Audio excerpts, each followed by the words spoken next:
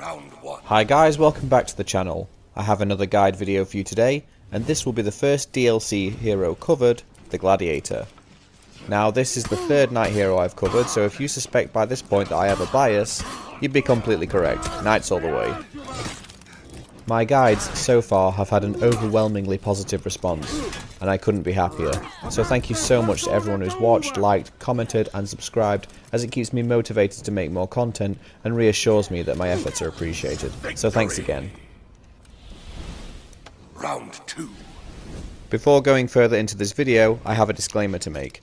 If you're watching this video and have a particular affinity to feet, then this video is not for you, as Gladiator has a personal vendetta against toes, and to play as one successfully, you need to embrace the crusade of valiantly and viciously stabbing all toes available to you.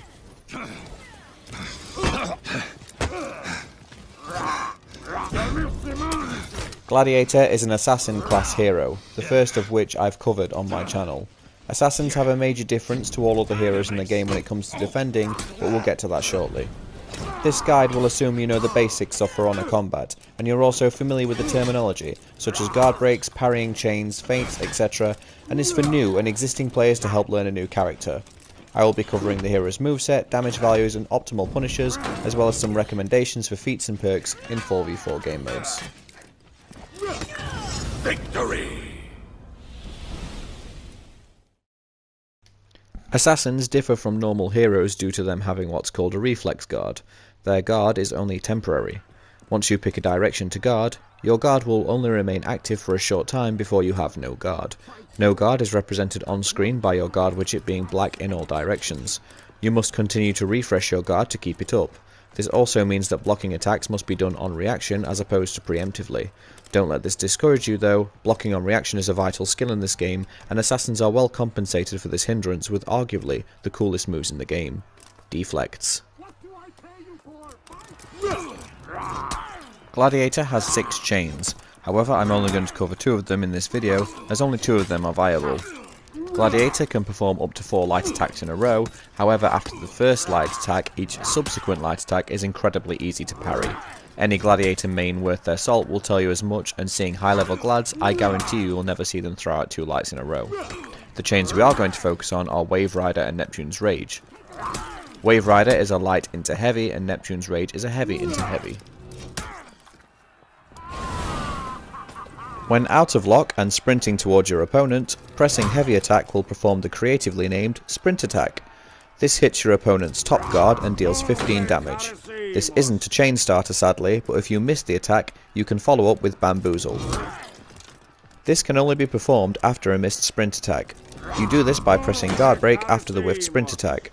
Bamboozle stuns your opponent and can ledge them.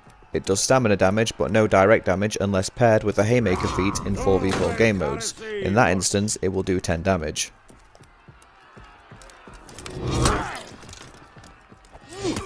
Dashing forward or to the side will perform Crowd Pleaser and Bee's Sting respectively. These dash light attacks hit their corresponding guard and do an impressive 20 damage. Don't get into the habit of spamming these attacks though, as skilled opponents will bait these out for an easy light parry. Dashing forward or to either side and pressing guard break will see Glad smack his or her opponent in the face with the buckler. This does stamina damage, stuns your opponent and can ledge them, again doing 10 damage with the Haymaker feat active. You can follow up with a heavy if this hits, but it's not guaranteed in any circumstance. The real point of the Sucker Punch Cheap Shot combo is to feint the heavy into mix-ups. Gladiator has the highest stamina pool in the game, so is a very feint heavy hero. Most of his or her damage comes from feint mix-ups, and a stunned opponent is less likely to counter you. Fushinactus translates as the Trident Strike, but for simplicity's sake we're going to refer to it as the Toe Stab. Pressing guard break whilst moving your guard down will see Glad do an unblockable stab to the opponent's foot. This does 10 damage, and no doubt if you've ever faced a Gladiator, then you've been victim to this move. This can be performed from neutral or as a chain finisher. When done to an out of stamina opponent, the toe stab is slower but will unbalance your opponent, granting you a free heavy attack. Gladiator's zone attack starts with an unblockable bash with the buckler. which again can ledge, does stamina damage, and also does 10 damage with the Haymaker feat. After the Buckler strike, Gladiator will continue to swing the Trident round, striking your opponent's right guard and hitting for 20 damage. If the Buckler hits, the Trident hit is guaranteed. This is an incredibly safe zone, as although you can evade the initial bash, Glad can feint the zone's second part to avoid being punished. As a chain finisher, you can hold your guard down and press heavy to do a skewer. The skewer is unblockable and you can feint it, and in fact you should to further mix up your opponents, but when it hits you have a variety of options. You can cancel out of the skewer either by dodging or pressing the feint button. The skewer itself only does 2 damage. By default, the skewer will hold the opponent in place for a moment whilst bleed damage is applied. There are 3 ticks of bleed, and the longer you hold the skewer in place, the more bleed is applied. Cancelling the skewer immediately will apply 10 bleed damage. 2 ticks of bleed applied is 19 damage, and the skewer, if left for all 3 ticks, is 35 bleed damage. Ideally, you want 2 ticks of bleed, and then cancel into a dashing top light attack if there's no wall around. If there is a wall, you should aim for 2 ticks of bleed and then throw them into the wall and follow up with a heavy. If you land a skewer against an opponent pressed up against the wall, you can press the guard break button to stun them with the Buckler and then immediately guarantee a heavy. The Buckler strike again will deal an additional 10 damage with the Haymaker feat. Perform a deflect by dodging into an opponent's attack instead of parrying.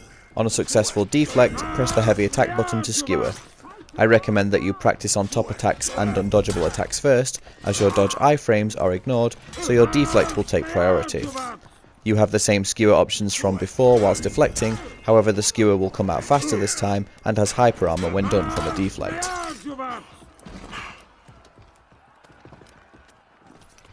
Counter jab and counter jab heavy are some parry options for Gladiator.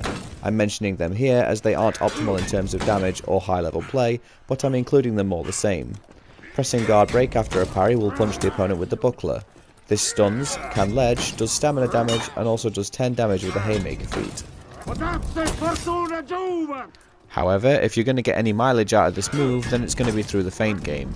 Though it is a good option if you parry an opponent whose back is to a ledge or other environmental hazards such as fire or spikes. Let's go over Gladiator's punishers. On a guard break, you get a heavy attack from any direction for 30 damage. When parrying a heavy attack, you should do your dash forward top light attack for 20 damage. Parrying a light attack will give you a heavy attack from any direction for 30 damage. Wall splats will also grant you a heavy attack. When throwing an out of stamina opponent, you throw to the side and then perform a dash top light into heavy feint, into toe stab, and then heavy attack for a total of 60 damage.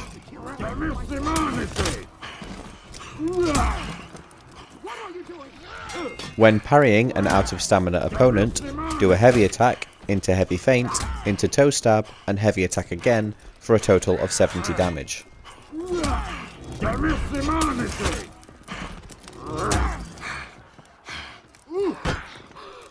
When you are out of stamina and guard break your opponent, you can get a light attack for 15 damage. If you manage to parry an opponent's light attack when you are out of stamina, you can also get a light attack for 15 damage. The direction doesn't matter in either case. On revenge activation, you get a light attack into heavy attack for a total of 59 damage.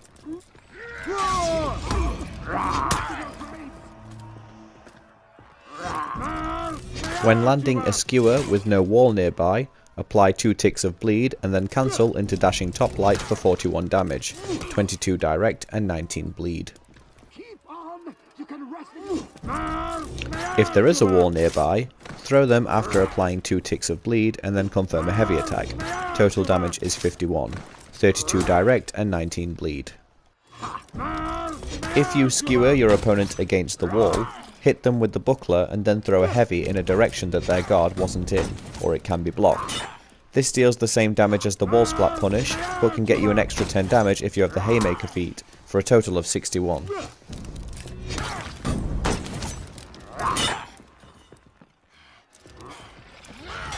If you skewer an opponent who is out of stamina, when you throw them they will be unbalanced and you can confirm a heavy attack afterwards.